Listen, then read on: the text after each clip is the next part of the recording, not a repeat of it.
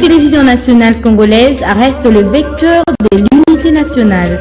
Les informations sur l'actualité de la République démocratique du Congo, d'Afrique et du monde, la culture, le sport, mais aussi les grands événements en direct sur la radio-télévision nationale congolaise. Les infos de dernière minute sur toute l'étendue du territoire national et partout ailleurs sur tous vos écrans.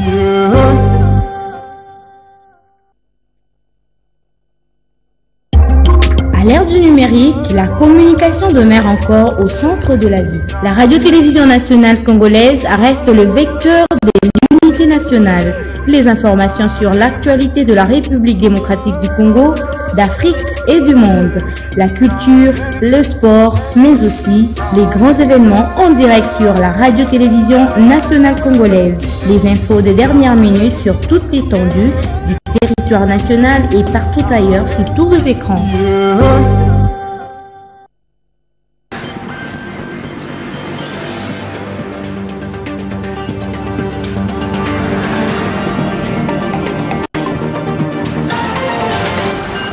Compte rendu de la 67e réunion du Conseil de ministres. Le président de la République, chef de l'État, Félix Antoine Tshisekedi Tshilombo, a présidé ce vendredi 14 novembre 2025 à la Cité de l'Union africaine, la 67e réunion ordinaire du Conseil de ministres. 5 points étaient inscrits à l'ordre du jour, à savoir 1. Communication du président de la République, chef de l'État. 2. Point d'information. 3. Approbation d'un relevé des décisions du Conseil de ministres. 4. Examen et adoption de dossiers. Et 5. Enfin, examen et adoption de textes. Bien avant de livrer sa communication aux membres du Conseil, le président de la République a tenu à féliciter chaleureusement le 11 national pour la belle performance de la soirée d'hier au Maroc avec la victoire sur le Cameroun qui nous donne des perspectives pour les prochains matchs dans le cadre de la qualification de la Coupe du Monde.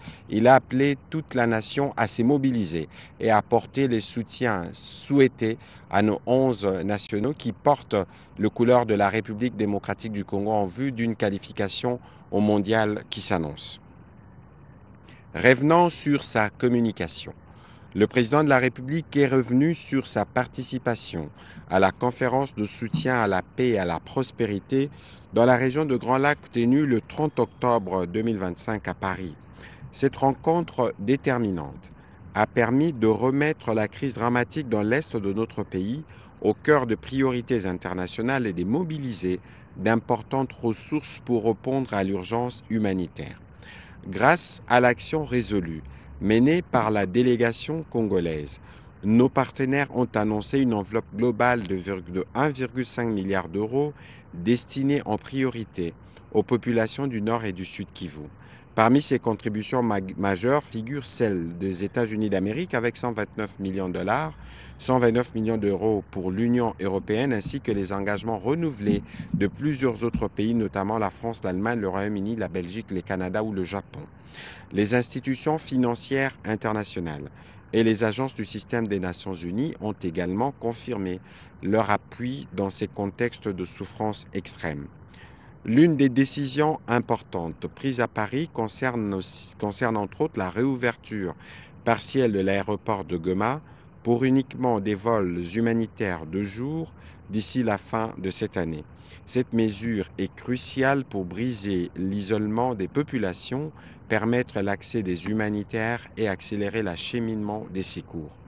À cet égard, le président de la République a enjoint les membres du gouvernement concernés sous la coordination de la Première ministre à se mobiliser sans délai, notamment le ministre d'État, ministre du Plan et de la coordination de l'aide au développement, qui doit veiller à la gestion rigoureuse des financements mobilisés et à leur orientation rapide vers les besoins prioritaires. La ministre d'État, ministre des Affaires étrangères, ainsi que le ministre de l'Intégration régionale ont été chargés de poursuivre les échanges avec les États partenaires et les organisations internationales afin de finaliser les modalités pratiques des engagements pris à Paris et d'assurer les suivis diplomatiques requis. La ministre d'État, ministre des Affaires sociales, est appelée à préparer, en collaboration avec les partenaires, un plan d'intervention d'urgence destiné à renforcer l'assistance aux populations déplacées. Concernant spécifiquement la réouverture humanitaire de l'aéroport de Goma, le président de la République a formellement instruit les vice-premiers ministres de l'Intérieur et du Transport, ainsi que celui de la Défense, de travailler de manière conjointe afin de créer les conditions sécuritaires et logistiques nécessaires. Cette coordination devra intégrer les recommandations du CICR, notamment en matière de protection des aéronefs, des circulations des humanitaires et des garanties de sécurité. Un rapport d'étape est attendu régulièrement par l'entreprise de la Première ministre sur l'état d'avancement des actions envisagées. Le deuxième point de la communication du président de la République a porté sur le respect des règles environnementales par les exploitants miniers, industriels et autres opérant en République démocratique du Congo. Le président de la République suit avec une très grande préoccupation la situation consécutive aux graves manquements aux obligations environnementales de la société Congo Dongfang Mining qui a entraîné les déversements massifs d'effluents toxiques dans l'écosystème local. Cet incident a causé d'importants préjudices humains, matériels et environnementaux, notamment la pollution des eaux et des sols, la destruction de la faune et de la flore, la contamination de l'espace vital, affectant profondément la vie quotidienne des habitants du quartier Kassapa dans la commune annexe. Les images et rapports préliminaires témoignent de l'ampleur des dégâts et de la détresse de populations touchées.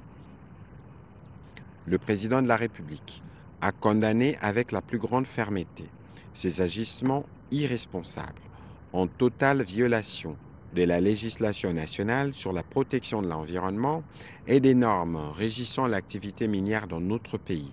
Il a salué les mesures conservatoires immédiates prises par le ministère de Mines à la suite de missions tant du gouvernement que de la présidence dépêchée sur place. Il a également exigé que les responsabilités soient pleinement établies, que les auteurs répondent de leurs actes et que la réparation intégrale des dommages causés aux populations soit assurée sans délai. Le président de la République en a appelé à la vigilance de tous les opérateurs miniers, industriels et établissements assimilés opérant sur le territoire national. Le respect de règles environnementales n'est ni négociable ni accessoire. Il constitue une obligation légale, réglementaire et morale, inscrite au cœur de la vision nationale d'un développement durable, responsable et respectueux de communautés locales, a-t-il précisé. À cet effet, la ministre de l'Environnement, Développement durable et Nouvelle économie du climat, ainsi que les ministres de Mines ont été instruits de renforcer la surveillance, la coordination et la rigueur des services techniques placés sous leur autorité afin de prévenir toute récidive de telles catastrophes et de garantir la sécurité des populations ainsi que la préservation de notre patrimoine naturel. Une analyse approfondie des effets de cette catastrophe doit être rapidement produite afin d'apprécier avec précision l'ampleur des dommages subis par la population. Au-delà du simple constat, cette étude devra formuler des pistes de solutions concrètes et durables en faveur de populations touchées. Un rapport détaillé sur la mise en œuvre de la présente instruction est attendu dans un délai de 15 jours. Le troisième point de la communication du président de la République a porté sur la problématique de l'assainissement de la ville-province de Kinshasa. Le président de la République est à nouveau revenu sur l'impérieuse nécessité de renforcer les mesures d'assainissement dans la ville de Kinshasa. Pour une énième fois, il s'est vu dans l'obligation d'y revenir tant que la situation actuelle demeure non seulement préoccupante, mais atteint désormais un niveau profondément alarmant, voire catastrophique. Les amas d'immondices qui jonchent nos avenues, les marchés insalubres, les caniveaux obstrués et les déchets plastiques qui envahissent nos cours d'eau traduisent un manque de suivi manifeste dans la gestion de la salubrité publique. Les conséquences sont multiples et graves, notamment la pollution de l'environnement, encore la propagation des maladies hydriques. Face à cette situation qui ternit gravement l'image de notre capitale, qui met en péril la santé de nos concitoyens et compromet le fonctionnement harmonieux de la cité, le président de la République convoquera sous peu une réunion d'urgence qui réunira l'ensemble des acteurs concernés, tant au niveau du gouvernement central qu'au niveau du gouvernement provincial, ainsi que les services techniques intervenants, afin de valuer sans complaisance l'exécution de mesures déjà instruites et sur cette épineuse question et d'arrêter les cas échéants des décisions immédiates et contraignantes. Il a prévenu que toute défaillance avérée fera l'objet des sanctions exemplaires sans aucune forme d'indulgence et qu'il n'est plus question de tolérer la négligence, l'inaction, encore moins la complicité dans un domaine aussi essentiel que celui de la salubrité publique. Et à lui de préciser, chacun devra assumer pleinement ses responsabilités, car la protection de la population, la dignité de notre capitale et le respect des instructions données ne sauraient souffrir d'aucune déviation. Le droit de nos concitoyens à vivre dans un environnement sain constitue un impératif constitutionnel auquel nul ne peut se soustraire. Le président de la République entend veiller personnellement à ce que ceci soit pleinement respecté, car il en va de la responsabilité de l'État d'assurer un cadre de vie digne et sécurisé pour tous. Le dernier point de la communication du président de la République a porté sur la persistance de la déstabilisation des institutions provinciales. Le président de la République a exprimé avec la plus grande fermeté sa profonde préoccupation face à la recrudescence d'actes de déstabilisation observés au sein de plusieurs institutions provinciales de notre pays.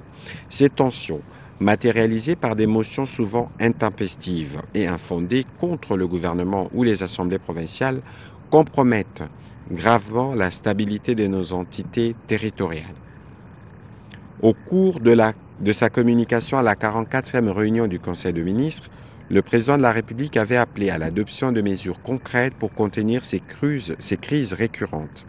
Il a salué à cet égard les efforts du gouvernement à travers le vice-premier ministre, ministre de l'Intérieur, dont l'action a notamment permis la signature d'un acte d'engagement par les présidents des assemblées provinciales, les membres de leurs bureaux respectifs, ainsi que les gouverneurs de province instituant un moratoire sur les motions de défiance visant les exécutifs provinciaux. Cependant, malgré ces avancées, la situation continue de se détériorer dans plusieurs provinces.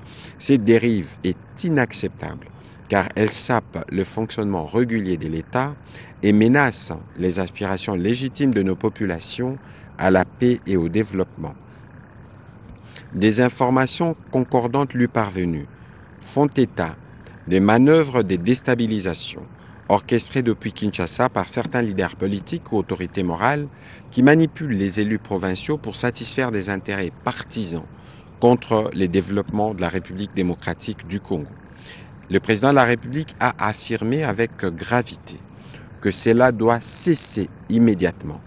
La République ne peut tolérer que des ambitions personnelles ou des calculs politiciens prennent en otage la gouvernance provinciale et au-delà le pays. Les institutions provinciales ne doivent plus être instrumentalisées comme espace de marchandage ou de pression entre acteurs politiques. En conséquence, il a chargé les vice-premiers ministres, ministres de l'Intérieur, ainsi que les services d'intelligence habiletés de renforcer les mécanismes de suivi, d'alerte et de prévention afin de détecter et de neutraliser toute tentative d'ingérence ou de manipulation, et ceci sans museler tout droit ou expression démocratique. Les présidents de partis politiques et regroupements politiques ont été chargés de rappeler à l'ordre leurs membres impliqués dans ces pratiques et à veiller à une stricte discipline interne. Le président de la République a demandé aux élus provinciaux de se conformer rigoureusement à la Constitution, aux lois de la République et à l'acte d'engagement qu'ils ont librement signé. Enfin, il a mis en garde tous ceux qui s'adonneraient à l'organisation au financement ou à l'incitation à la déstabilisation des institutions. Des mesures exemplaires seront prises à leur encontre, conformément aux lois de la République. Dans la suite de la communication du président de la République, la première ministre chef du gouvernement est revenue quant à elle sur une question cruciale, notamment celle du recensement. À propos, elle a présidé les jeudis derniers la réunion de la Commission nationale du recensement, conformément aux orientations du président de la République visant l'accélération d'un deuxième recensement général de la population et de l'habitat. Cette réunion, la première depuis 2013, a permis de relancer les pilotages politiques du processus et de renforcer la coordination interinstitutionnelle. 3 points étaient à l'ordre du jour de la réunion, notamment l'état de lieu du RGPH2, la validation de la feuille de route ainsi que les options de financement. L'état des lieux du RGPH2 révèle que le processus évolue actuellement dans sa phase préparatoire, dont les réalisations majeures sont notamment la production de 84% des aires de dénombrement provisoires, la cartographie pilote menée dans 3 sites et la disponibilité des outils techniques et des applications de collecte. Concernant la feuille de route 2025-2027, les besoins financiers ont été évalués à près de 188,47 millions de dollars. Son exécution nécessite environ 30 mois. Outre les partenaires techniques et financiers dont la BAD et la Banque mondiale, sous la coordination de l'UNFPA, ont réaffirmé leur disponibilité d'accompagner ces processus comme son pilotage a été remis sur la table par la première ministre chef du gouvernement. À l'issue de ces échanges, des instructions ont été données, notamment au vice-premier ministre, ministre de la Défense, d'organiser, en accord avec le ministre d'État, ministre du Plan, une réunion sur les aspects sécuritaires liés à ces processus de recensement, aux experts du ministère du Plan, l'Éducation nationale et Nouvelle Citoyenneté, ainsi que ceux de la Santé, de tenir rapidement une réunion pour mutualiser les ressources matérielles. Au ministre d'État, ministre du Plan, de lui transmettre pour cette fin de semaine les budgets détaillés des besoins urgents pour décembre 2025, janvier 2026, afin d'orienter efficacement la réunion d'arbitrage des dépenses prioritaires d'ici la fin de l'année avec les budgets et les finances. Sur un autre chapitre, la première ministre chef du gouvernement a abordé la question relative à la reconnaissance du génocide congolais par les structures africaines. À ces propos, la Commission africaine des droits de l'homme et des peuples, accompagnée de la société civile africaine réunie au sein du Forum des ONG, a adopté à l'issue de sa 85e session 2 résolutions affirmant la reconnaissance et la condamnation ferme des violations graves et massives des droits de l'homme et des peuples commises en République démocratique du Congo. Au cours de cette même session, et s'appuyant sur les rapports du projet Mapping notamment, ainsi que sur divers autres rapports d'experts des Nations Unies, la Commission et les forums ont adopté séparément des résolutions condamnant de manière claire et sans équivoque les crimes internationaux, y compris les génocides perpétrés en République démocratique du Congo. Cette reconnaissance du génocide commis en RDC par la Cour africaine des droits de l'homme et du peuple est, après la reconnaissance de notre Parlement, une étape dans les processus du génocide, dans les processus de reconnaissance du génocide au niveau international. La première ministre a félicité dans ces cadres le ministre des Droits humains ainsi que l'ensemble des équipes de la Commission internationale d'aide aux victimes et d'appui aux réformes CIAVAR et du Fonds national de réparation de victimes de violences sexuelles liées au conflit et des victimes de crimes contre la paix et la sécurité de l'humanité pour leur engagement résolu dans la mise en œuvre de l'orientation stratégique du président de la République. Cette démarche s'inscrit dans une stratégie globale et progressive des plaidoyers en faveur de la reconnaissance internationale du génocide. Il est essentiel que ces messages soient diffusés auprès de toutes les couches de la population en mobilisant l'ensemble des canaux de communication disponibles, notamment par une vulgarisation constante afin d'assurer une sensibilisation large et continue, a conclu la première ministre chef du gouvernement. Au deuxième chapitre du Conseil de ministres de ce jour, relatif aux points d'information, le vice-premier ministre, ministre de l'Intérieur, a présenté au Conseil le rapport sur l'État et l'administration du territoire. Au cours de la semaine qui s'achève, l'état d'esprit de la population a été marqué notamment par l'élection du nouveau président de l'Assemblée nationale et celle de la nouvelle rapporteure adjointe, la liesse suite à la victoire des Léopards face au Cameroun dans les cadres de matchs de barrage pour la qualification à la Coupe du Monde, ou encore la satisfaction à la suite de l'ordonnance prise par le président de la République annulant les actes et décisions prises par la FCM23 dans les zones occupées, indiquant ainsi la détermination du gouvernement à restaurer l'autorité de l'État. Au plan politique, il a indiqué avoir organisé le samedi dernier à Kinshasa une réunion de travail avec les chefs des regroupements et partis politiques de l'Union sacrée afin de leur rappeler leurs responsabilités dans la sensibilisation des députés provinciaux en vue de préserver la stabilité institutionnelle dans les provinces. Sur un autre chapitre, le vice-premier ministre, ministre de l'Intérieur, a informé le Conseil que l'Office national d'identification de la population est à pied d'œuvre dans les préparatifs pour débuter incessamment les opérations d'identification en recourant à la mutualisation et à la méthodologie de la stratification permettant de catégoriser pour mieux collecter les données. Il a également expliqué les stratégies et solutions mises en œuvre pour la maîtrise des effectifs de la police nationale congolaise, la résorption de la carence en armes et munitions non létales, la PNC et la lutte contre la circulation illicite des armes. En abordant les chapitres des sinistres et catastrophes, le vice-premier ministre a fait notamment le point des catastrophes observées à la suite de pluies diluviennes qui se sont abattues récemment à Kinshasa et faisant suite à l'instruction de la première ministre chef du gouvernement, il a convoqué un atelier de travail de 3 jours qui a réuni les experts de ministères sectoriels. Ces travaux ont abouti à l'élaboration du cadre opérationnel d'analyse de risque et d'une contingence qui constitue un dispositif anticipatif destiné à atténuer les effets prévisibles des inondations, à renforcer les capacités opérationnelles de réponse sous les leaderships de la primature et la coordination du ministère de l'Intérieur.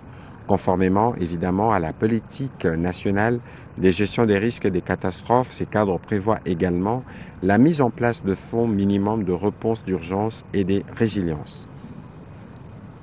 Toujours sur ces chapitres sécuritaires, le vice-premier ministre, ministre de la Défense, a pour sa part passé en revue la situation opérationnelle et sécuritaire sur les différents fronts dans la partie est du pays, particulièrement dans le nord Kivu, les sud Kivu et l'Ituri, tout comme dans la partie ouest précisément au niveau du triangle Congo central, ville de Kinshasa et Grand Bandundu. Au chapitre 2 relatif au point d'information, au sujet de la situation épidémiologique, le ministre de la Santé, Hygiène et Prévoyance sociale a brossé le tableau épidémiologique en République démocratique du Congo. Au sujet de l'épidémie à virus Ebola, il a indiqué qu'aucun nouveau cas confirmé n'a été notifié du 26 septembre au 12 novembre 2025, soit 48 jours sans notification d'un cas confirmé, et les derniers contacts sont sortis de la cohorte de suivi depuis le 17 octobre 2025. Il reste 15 jours du compte à rebours avant la déclaration officielle de la fin de l'épidémie d'Ebola si aucun cas nouveau n'est notifié. Au sujet du choléra, la tendance à la 44e semaine épidémiologique est marquée par une nouvelle diminution de cas. Au sujet du Mpox, il a été aussi noté une légère baisse du nombre de nouveaux cas. Face à ces 3 épidémies, le ministre de la Santé a rassuré que les dispositifs de riposte sont pleinement opérationnels. Le vice-premier ministre, ministre de la Fonction publique, modernisation de l'administration et innovation du service public, a présenté au Conseil la note relative à l'organisation de conférences annuelles du service public, dont les objectifs poursuivis sont notamment la promotion de bonnes pratiques administratives, identifier et récompenser les initiatives innovantes qui améliorent la qualité des services publics, la transparence, l'efficacité et la satisfaction de citoyens, encourager l'excellence et la performance, créer une culture de la méritocratie au sein des services publics en instaurant un cadre formel de reconnaissance de performances exemplaires par un jury d'experts internationaux indépendants, favoriser l'échange de savoir-faire offrir une plateforme de dialogue entre les différents acteurs de l'administration publique, les partenaires techniques et financiers, ainsi que les experts en gouvernance publique, mobiliser l'innovation dans la fonction publique, mettre en avant des projets innovants capables de transformer les services publics et d'accompagner les réformes en cours dans la gestion des affaires publiques en République démocratique du Congo.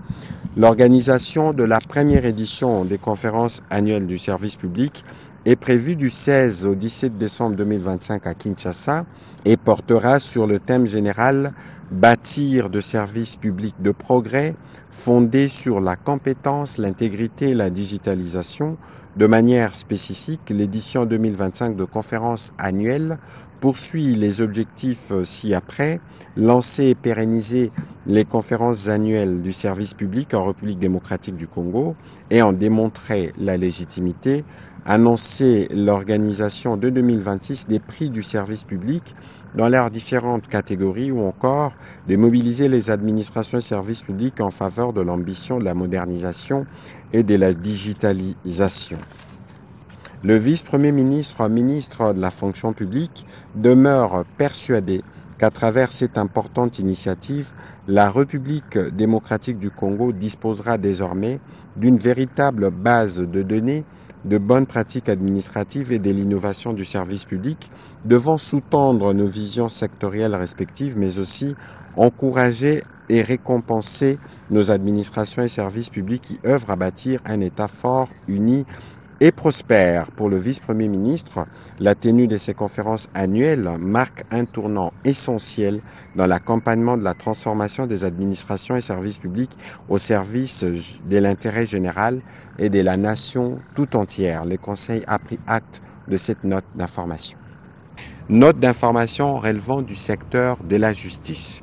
Le ministre d'État, ministre de la Justice et garde des Sceaux a présenté au Conseil une note d'information relative à l'état des lieux de Frivao, les enjeux ainsi que les recommandations suite à la mission de travail qu'il a effectuée à Kisangani du 6 au 10 novembre dernier.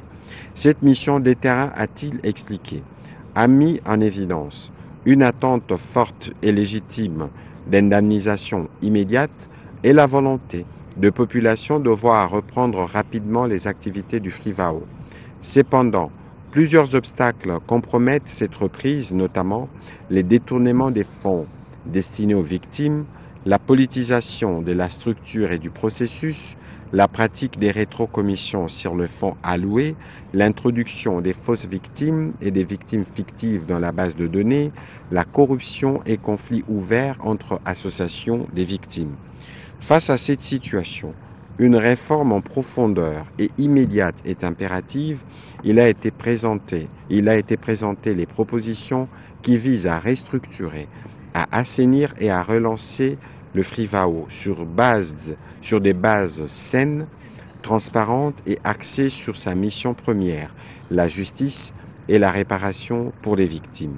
Ces mesures correctives prévoient notamment de diligenter un audit financier et organisationnel approfondi, dans les plus brefs délais à confier à un cabinet d'audit international indépendant pour établir l'étendue des détournements, identifier les responsables et évaluer l'intégrité de la base de données. Restructurer la gestion, mettant en place une équipe de gestion intérimaire indépendante, composée des représentants de la société civile, du gouvernement, des représentants des associations des victimes et d'experts en gestion de projet pour superviser la période de transition et ainsi renforcer la gouvernance et les contrôles internes.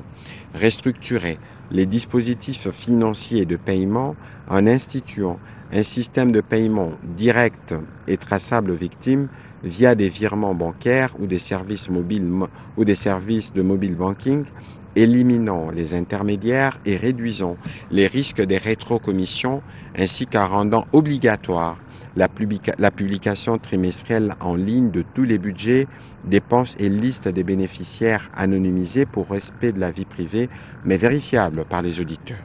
Les ministres d'État, ministre de la Justice et garde des Sceaux a souligné que les redressements de ces fonds de réparation n'est pas seulement une question technique, c'est un impératif moral et une condition essentielle pour la cohésion nationale et la crédibilité des institutions.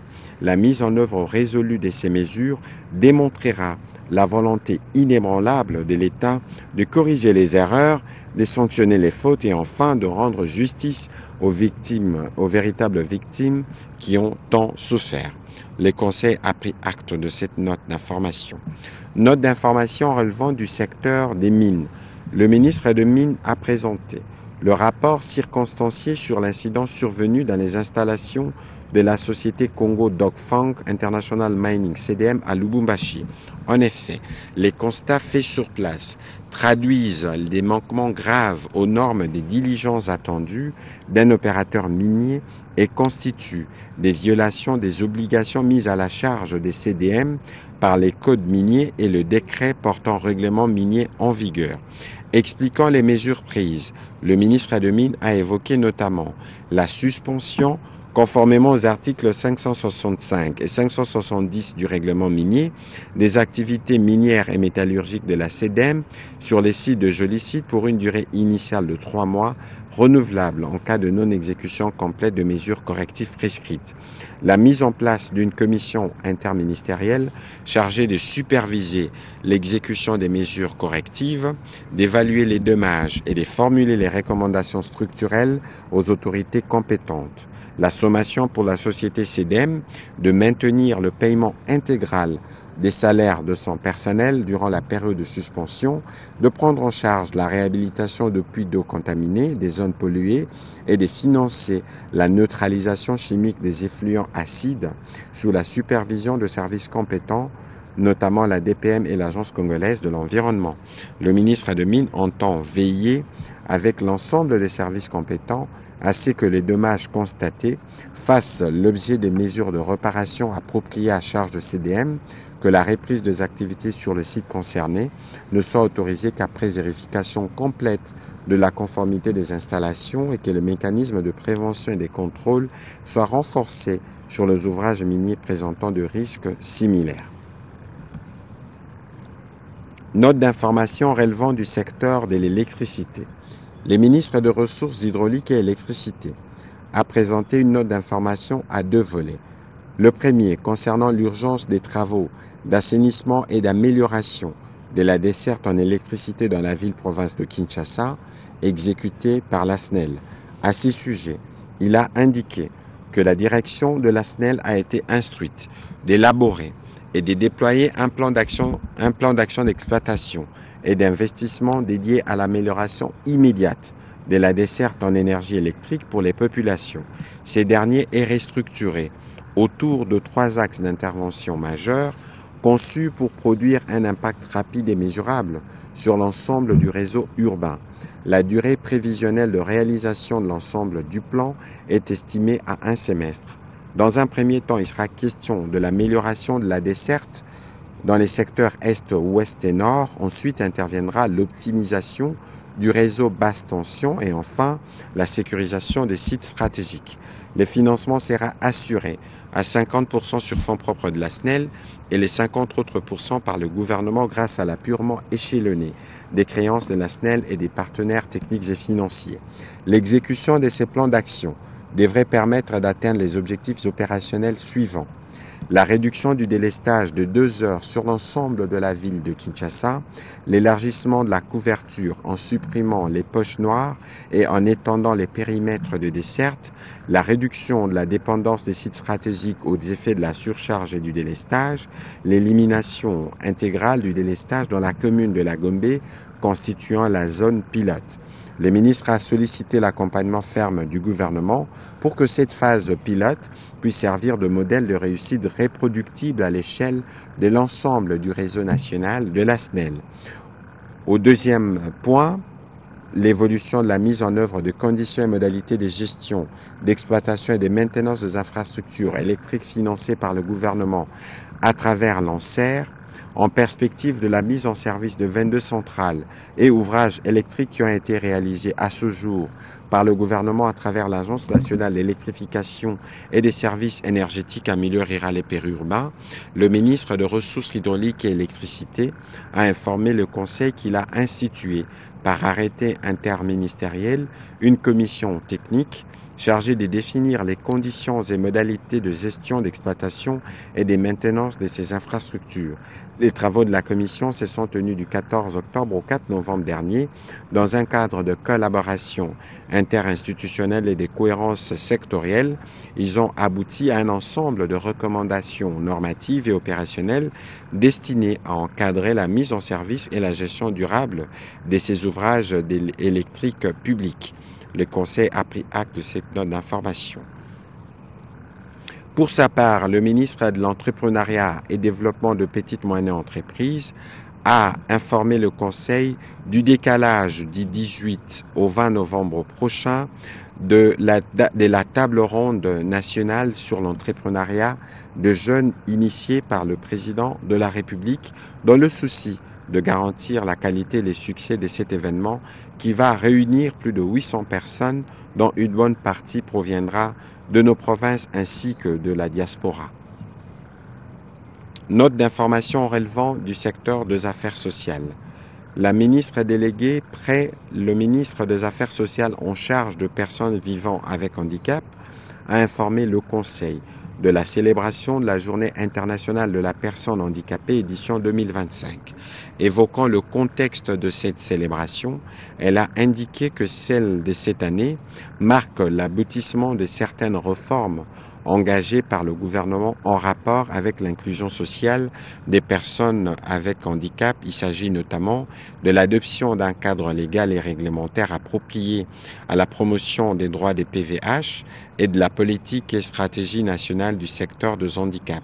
C'est aussi une opportunité pour notre pays d'appeler toutes les parties prenantes à l'application de la déclaration d'Amman-Berlin qui appelle à plus d'action et d'appui financier pour l'effectivité de l'inclusion sociale de personnes vivant avec handicap dans le monde. Elle prône la prise en compte d'au moins 15% de projets visant les personnes avec handicap par les États dans leurs efforts de développement durable. Ainsi, cette célébration se fera en 3 séquences. D'abord, l'organisation d'une table ronde avec le partenaire et les secteurs privés, la célébration proprement dite, ainsi que l'organisation d'un séminaire d'imprégnation de haut cadre du secrétariat général. La ministre déléguée a sollicité l'accompagnement du gouvernement pour la réussite de cette série d'activités. Au 3e chapitre du Conseil de ministres de ce jour, relatif à l'examen et à l'approbation d'un relevé des décisions du Conseil, les membres du Conseil ont approuvé le relevé des décisions prises lors de la 106e réunion ordinaire du Conseil de ministres tenue le vendredi 7 novembre 2025. Au 4e chapitre du Conseil de ministres de ce jour, relatif à l'examen et à l'adoption des dossiers, 2 dossiers ont été soumis aux membres du Conseil. Le premier relevant du secteur des affaires sociales, qui a traité des questions liées à la prévention et les assurances comme outils efficaces d'atteinte stratégique des risques des catastrophes, présenté par la ministre d'État, ministre des Affaires sociales. Elle a expliqué que l'objectif du gouvernement est de doter le pays d'une capacité autonome d'intervention soutenue par des mécanismes de prévoyance financière et des instruments assurantiels adaptés au contexte congolais afin de renforcer la résilience institutionnelle et la protection durable des populations vulnérables face aux crises humanitaires récurrentes. Il s'agit aussi de renforcer les dispositifs d'autonomisation du secteur privé dans la prise en charge des sinistres résultant de leurs faits, activités et responsabilités civiles, et éviter ainsi la prise en charge de 10 sinistres par l'État. La stratégie prévoit la promotion et les renforcements de la souscription obligatoire à la police d'assurance couvrant les risques liés aux accidents majeurs et aux catastrophes anthropiques telles que prévues par la loi portant code des assurances en collaboration avec l'autorité des régulations de contrôle des assurances ARCA, l'association des sociétés d'assurance ainsi que le ministère sectoriel concerné. La ministre d'État a sollicité du Conseil l'approbation de principes pour l'intégration du régime assurantiel dans la stratégie nationale de gestion des risques et catastrophes, l'implication de son ministère dans la campagne de promotion et d'opérationnalisation du cadre légal relatif aux assurances avec l'ensemble des ministères sectoriels et institutions concernées, ainsi que l'ouverture d'un dialogue interministériel et public-privé sous sa coordination afin de définir une feuille de route et les mécanismes de mise en œuvre de la stratégie incluant entre autres les aspects de coercition et l'émaillage d'interaction entre différents ministères sectoriels concernés. Après débat et délibération, ce dossier a été adopté. Dossier relevant du secteur de l'entrepreneuriat. Les ministres de l'entrepreneuriat et développement des PME a soumis au Conseil l'examen du dossier relatif aux mesures de renforcement de la résilience des artisans victimes de l'incendie des Delvaux à Kinshasa, partant des différents éléments collectés à la faveur des recensements de ces artisans, d'abord au mois de mai 2025 par l'ANADEC, puis à fin octobre et début novembre 2025, il a indiqué que sur les 605 artisans menuisiers recensés, seuls 105 ont été effectivement sinistrés lors du dernier incendie. Ils vont bénéficier d'une assistance humanitaire du gouvernement et l'aménagement de leur site provisoire d'accueil sera pris en charge par son ministère. En raison du caractère urgent de l'action promise par le président de la République, le ministre de l'Entrepreneuriat et PME a souligné qu'il sera procédé à la conclusion d'un marché par entente directe avec une entreprise qui devra non seulement aménager les sites provisoires d'accueil, mais aussi construire l'incubateur moderne. La nouvelle infrastructure à ériger sur les sites devra satisfaire notamment aux critères suivants: une bâtisse R+1 ou R+2 avec un parking conséquemment aménagé au rez-de-chaussée pour ne pas gêner la circulation sur la chaussée actuelle, des espaces de coworking, des salles de formation, un atelier moderne pour la fabrication de meubles, une grande salle d'exposition et des équipements modernes. Les détenteurs de contrats, des locations et des certificats d'enregistrement qui sont déjà identifiés seront expropriés pour cause d'utilité publique par les ministères des Affaires foncières, moyennant évidemment indemnisation. Après débat et délibération, le Conseil a adopté ces dossiers. Au dernier chapitre du Conseil de ministres de ce jour, relatif à l'examen et à l'adoption de textes, le ministre des Finances a soumis au Conseil 2 textes de ratification. Le premier, projet de loi autorisant ratification de l'accord de prêt du 5 novembre 2025 conclu entre la République démocratique du Congo et la Banque arabe pour le développement économique en Afrique au titre du financement du programme d'appui au développement rural inclusif et résilient PADRIR pour un montant de 70 millions de dollars américains. Le deuxième projet de loi autorisant la ratification de l'accord de prêt du 5 novembre 2025 conclu entre la République démocratique du Congo et la Banque arabe pour le développement économique en Afrique, BADEA, au titre du financement du projet d'implémentation des incubateurs des PME dans les secteurs agricoles pour un montant de 16 millions de dollars américains. Après débat et délibération, le Conseil a adopté ces projets de loi. Projet de texte relevant du secteur de la santé publique, le ministre de la Santé publique, Hygiène et Prévention sociale a soumis au Conseil 2 textes, notamment le projet de décret fixant les modalités d'affiliation au régime d'assurance maladie en République démocratique du Congo et l'autre projet de décret fixant les conditions et modalités d'ouverture, de maintien, de suspension et de fermeture du droit aux prestations d'assistance médicale visant l'opérationnalisation du régime d'assurance maladie obligatoire en République démocratique du Congo. Le ministre de la Santé publique, Hygiène et Prévention sociale a précisé que ces 2 textes permettront l'affiliation progressive et obligatoire de toutes les personnes résidant à RDC au régime d'assurance maladie obligatoire, la constitution d'un registre national unique des affiliés et cotisants géré par le Fonds des solidarités de santé sous la supervision de l'autorité de régulation et de contrôle de la couverture santé universelle, le renforcement de la gouvernance et la transparence dans la gestion des ressources du système de couverture santé universelle, ainsi que l'amélioration de l'accès équitable à des soins de santé de qualité pour toutes les catégories sociales. Après débat et délibération, ces 2 projets de décrets ont aussi été adoptés. Commencée à 15h36, la réunion du Conseil de ministres a pris fin à 19h07. Je vous remercie.